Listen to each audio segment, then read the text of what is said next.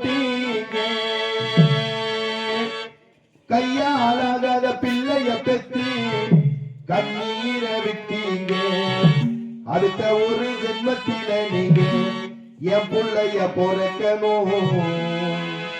உங்க கிட்ட பட்ட கடனை நான் வந்து அழைக்கணும் காத்தடிச்சா பொத்தி பொத்தி நடத்தீங்க கற்பசாமி கண்ண குட்டு முன்னே சோறு ஊட்டி அழைத்தீங்க ஒரு கண்ணே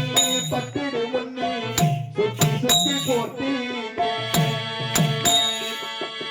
கையாளாகாத பிள்ளைய பெற்று கண்ணீர்